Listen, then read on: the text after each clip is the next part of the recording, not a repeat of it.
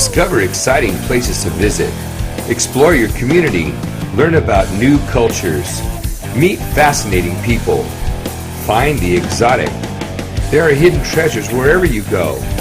Travel, learn, take a day trip in your city, or hike in a rainforest. There's so much to see and share. What are you waiting for? Go on a journey.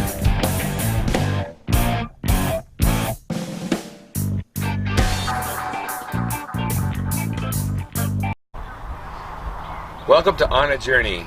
I'm Paul Prado. Make sure to check out each video that goes with our podcast on our YouTube channel, Paul Prado Photography on a Journey.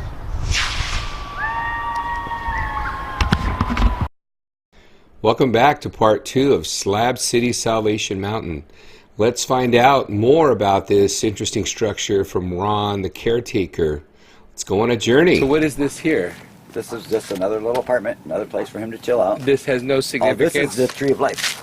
So just this... like on the side of the mountain there. I'm trying to, eventually I'll learn more. Yeah. But I know a lot about this place. For only being here, being a caretaker here, I got this Well, down. you're here every day in, 24 hours a day. Look at how old this is. Look at this. I mean, look at this look at old... It's got stop written on it. Yeah. S-T-O-P, on, stop. You don't see that now. You're not going to see that anymore. And he's got artwork all over. Now, how about let's talk about the mountain. All right. This is so amazing. I mean, take a look at this hill over here. That's what it used to look like before Leonard got here. Okay, the dirt. Just a dirt hill. So over there to the right of the painted structure is just dirt. It's just regular, that's natural hill, right? Natural slope? Yep, it's basically sand and 2 layers of clay. Okay. There's a layer of clay about this high like this where we're standing. And there's another one way at the top where it says love. Love is universal. Right. How if you look at where that is, it dips in. See how that dips all the way across? He was harvesting clay out of there. Any adults are watching this, when you come out with your children, please keep an eye on them because that's dangerous. And this kid's sliding down our artwork. Right. We're going to have top of the boat. Right.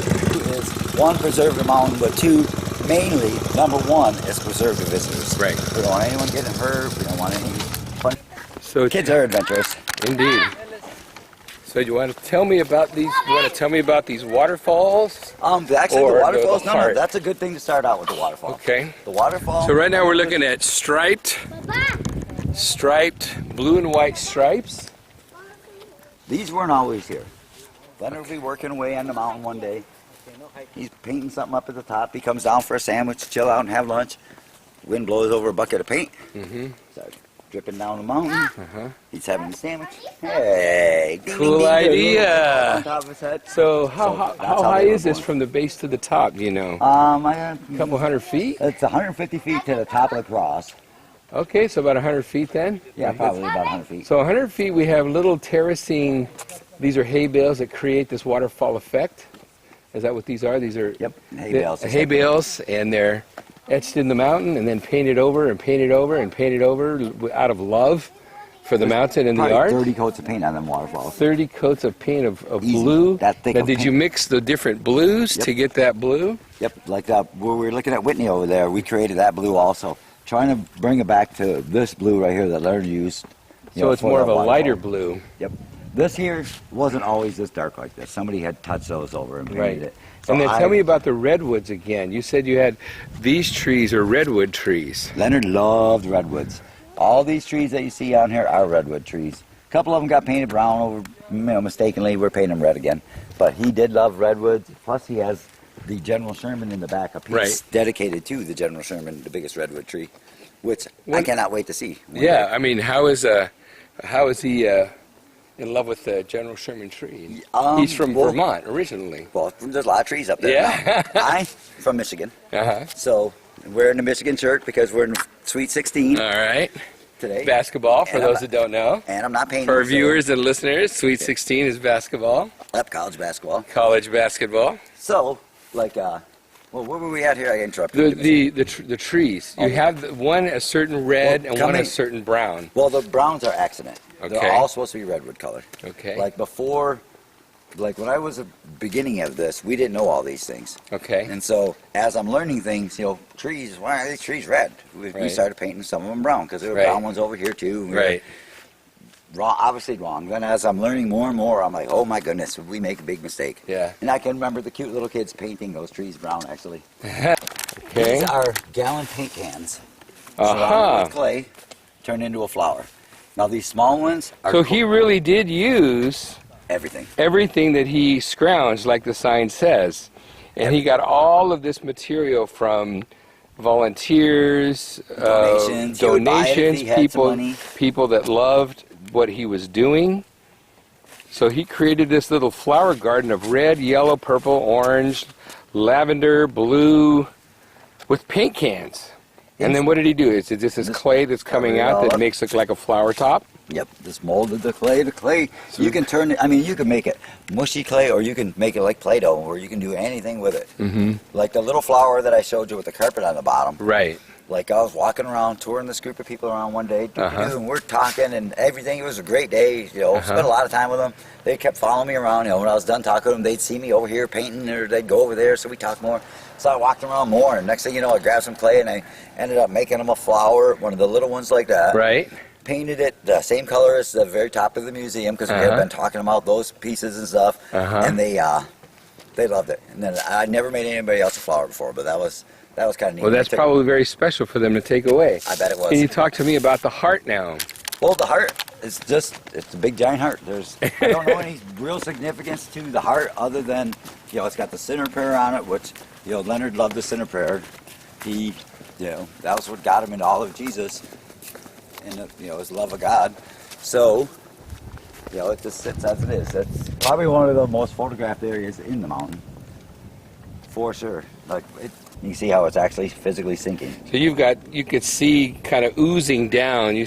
I was talking to the other gentleman, Dave. Dave, yep. Dave.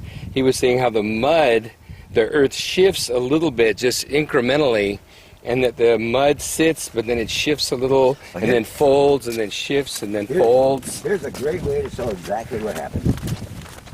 So this 100-foot mountain is just a creation of hundreds and hundreds of volunteers over the last 30 years. Mostly, like, I'm going to say, whatever myself and all volunteers did amounted to this much of this place. Even myself. 1/16 of an inch. If that. I mean, I have done a lot.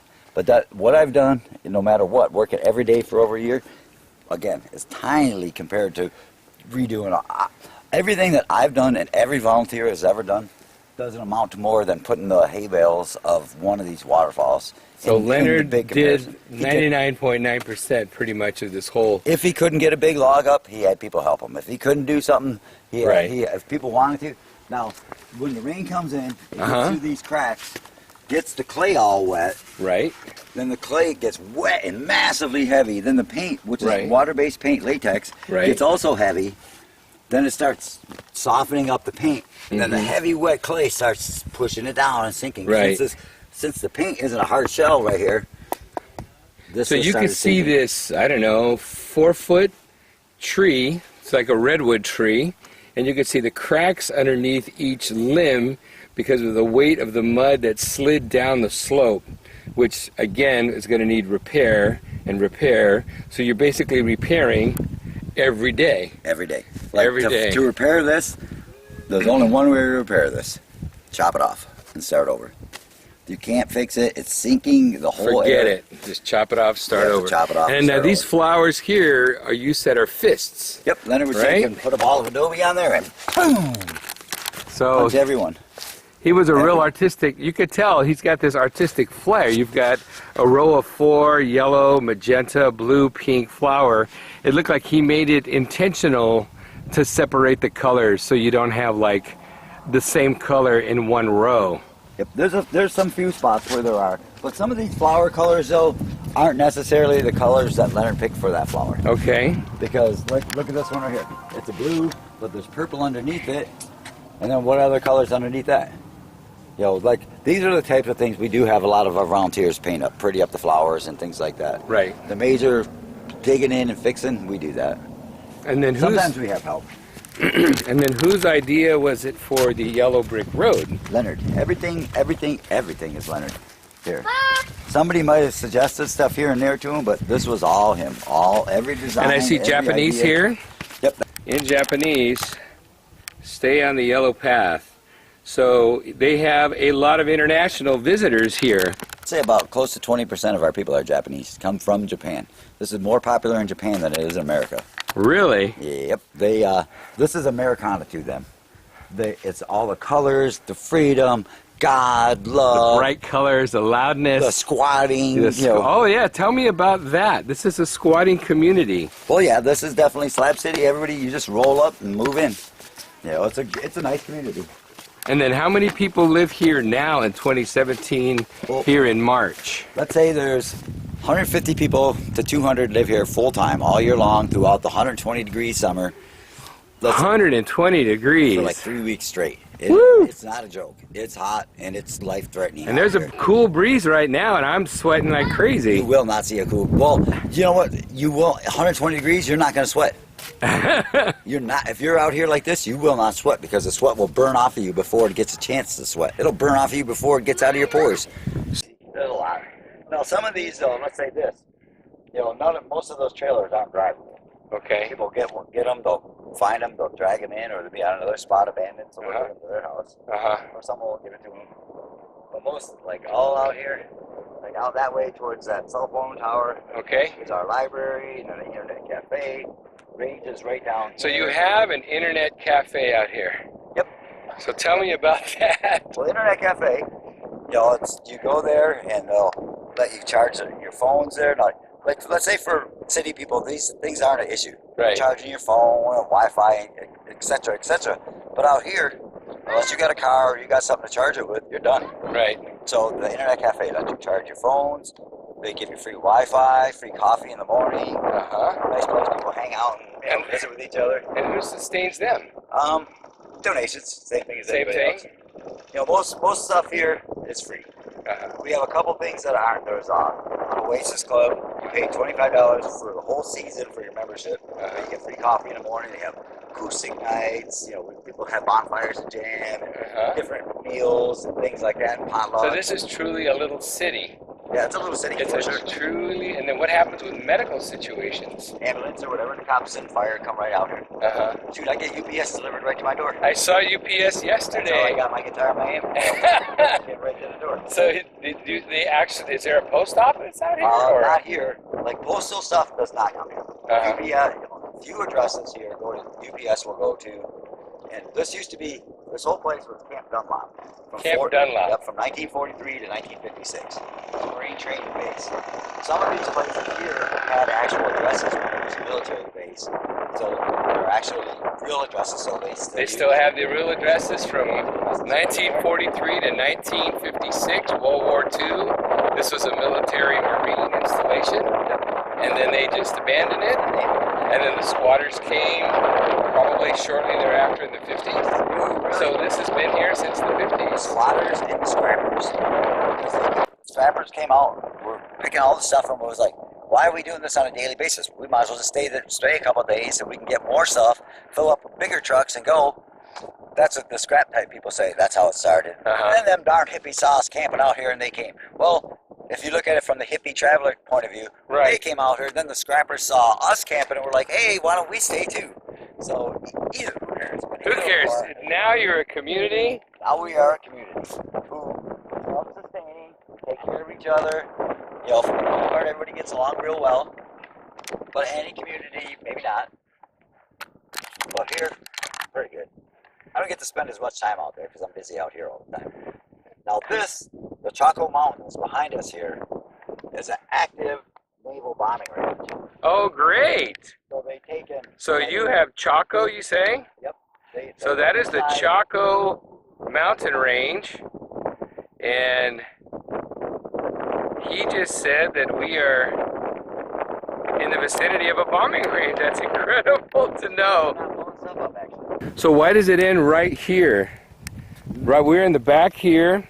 We're on the top of the summit, and now we've got gray, blue, kinds of peach and salmon, And then the rest of this is like a wash back here. Each one of these different colors that you see up here is 5 gallons of paint. That's how far Wowzers. 5 gallons will go. And now I see that it's parched and cracked, so your volunteers and you will come up here and Fill it in. and then make sure that it stays Actually, good for the next set of visitors. We're going to fill this all in real nice again, and then next time we fill it in, we're going to paint a yellow brick road up here. Oh, so you can continue it on. Continue the yellow brick road like we did there, so that way people can enjoy the mountain Right. in a safe fashion. Too many people want to sit on these edges and near the edge. Well, Right. the yellow brick road is set back here. You're not going to be on the Right. So will you raise the lip a little? No, all this will stay. We'll never change. The only reason this is even a consideration, and it really haven't gotten approval totally yet for it, is for safety, Right. for the visitors, and for the mountain itself. Right. Because people sit on the edge, you put your feet over there, and you crack the artwork. None of this is built for people, these other areas. Yellow brick Now, road only. can we talk about any of the other parts of the mountain, like down below? Let's go down. Okay. Loners on Wheels. It's like a group of like snowbird traveler type people, and they stay out that way, and they got a whole nice community of all these people, and no kids allowed. You know, it's got to be, you got to be without children in the group to be in their group. Which nothing wrong with children, but some people they're all older and they want their time. Right. So, the nice thing about them guys is they come there with their RVs. You get your car attached to the back. You got your beautiful community. Well, here's us. Here's Las Vegas right here. Here's LA, San Diego, with a hop, skip, and a jump away. You get in your car, drive away. Guess what? All your people in your community are going to watch your stuff for you. Right. Because when they go on their trip, you're going to watch theirs. And that's the beautiful thing about their little community. So it sounds like like I was saying just a second ago, the people that live close to each other, the residents, the 100 people or 200 people that live here year round, help each other out by watching each other's stuff. Yep.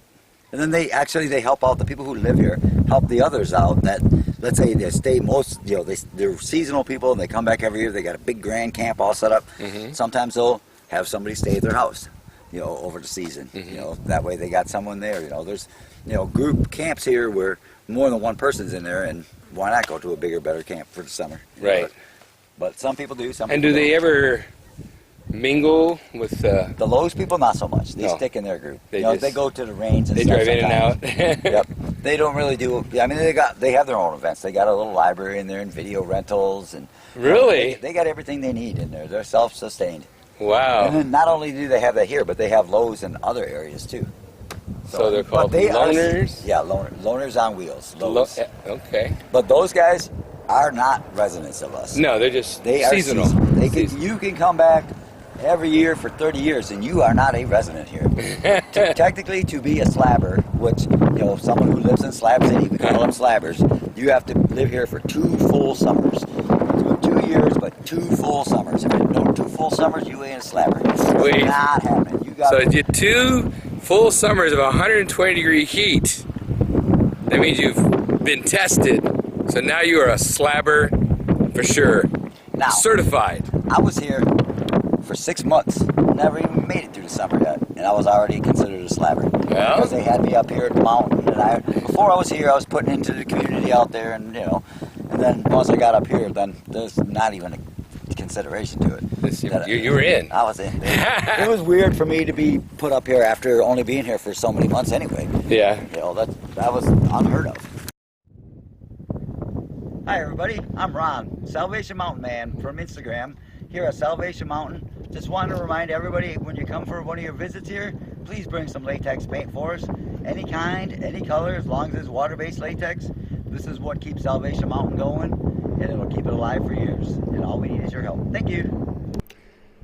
Dozens of empty cans of water-based latex paint are stacked as evidence and proof of what goes on at Salvation Mountain.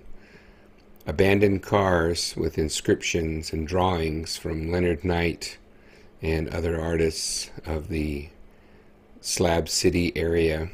Jesus is love, God is love, universal love. It's quite an interesting place to be out there. Bluebirds, inscriptions, John 3:16. Leonard Knight was in love with Jesus and religion. For whatever reason, he painted on the inside of his truck where he slept, where he lived. Super modest accommodations, but completely filled with artwork and the love of God. He made it evident all over the vehicles, all over every structure. The tall white cross that stands on top of Salvation Mountain lets visitors know that Leonard Knight loved God. And as you walk along the mountain and see the redwood trees, the hearts, the rainbows, and everything else that he created, the beautiful colored sign, brilliant colors, as if to welcome you to Salvation Mountain. And God is love in gigantic letters, you can't miss it. It's quite a unique place, Salvation Mountain. For some, it might put them off, but for thousands of people, they visit it every year and they make the trek out there. People want to see the colors, they want to see what he's done. Some people use it as a backdrop, some people use it to take pictures and portraits because of the colors and just how beautiful it is. With its yellow brick road taking you to the top of the mountain, it's just quite a sight to see. It's at least something to visit, some place to visit, at least once, just so you could experience it. It's a unique creation, like I've been saying all along. It's just something you just don't see every day. And the handmade Salvation Mountain sign with the fists in the roses, it's sort of a fist impression. And you'll obviously now see a plaque that was placed there in 2016 after Leonard Knight passed away. Go check out Salvation Mountain, check out Slab City. Make sure to come out to Salvation Mountain, Slab City, just off the 111, off the 86. Bring some latex paint, bring your donations, bring anything extra that's helpful for the folks that live out here. Come enjoy the beauty of Leonard Knight, his love for Jesus and God, and just spread the love, spread the word, and have a journey with PartII Photography.